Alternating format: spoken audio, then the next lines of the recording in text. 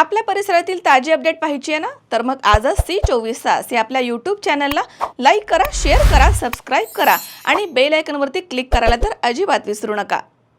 श्रीरामपूर शहरामधील अतिथी कॉलनी परिसरामध्ये झालेल्या घरफोडी प्रकरणी स्थानिक गुन्हे शाखेच्या पथकानं राहुरी तालुक्यातील देवळाली प्रवरा येथील 2 आरोपींना अटक केली आहे.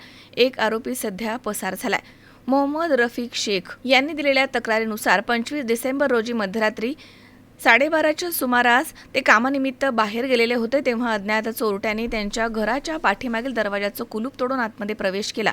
चोरट्यांनी लॉकर आणि कपाटामधील सोने आणि चांदीचे दागिने, रोख रक्कम, घड्याळ, 3 मोबाईल फोन, ATM कार्ड, आधार कार्ड, पॅन कार्ड आणि ड्रायव्हिंग लायसन्स असे सुमारे 2,10,000 रुपयांचा मुद्देमाल लंपास केला होता. या प्रकरणी श्रीरामपूर ठाण्यात चोरीचा गुन्हा देखील दाखल करण्यात आला होता. स्थानिक गुन्हे शाखेचे पोलीस निरीक्षक किरणकुमार कबाडी यांच्या मार्गदर्शनाखाली पोलीस उपनिरीक्षक संदीप मुरकुटे, रिचर्ड गायकवाड, रमीज राजा अतार, विशाल तनपुरे, भगवान थोरात तसेच योगेश कर्डिले आणि प्रशांत राठोड यांच्या पथकानं तपासादरम्यान मिळालेल्या माहितीनुसार ही चोरी रेकॉर्डवरील गुन्हेगार समीर शब्बीर शेख आणि त्याचा साथीदार जैद उर्फ सरफराज मुस्ताक शेख यांनी केल्याचं निष्पन्न झालंय. पोलीस पथकानं दोघांना ताब्यात घेतले. त्यांनी गुन्ह्याची कबुली देखील दिली आहे आणि त्यांचा तिसरा साथीदार विजय उर्फ खंडू इथापे हा सध्या पसार झालाय.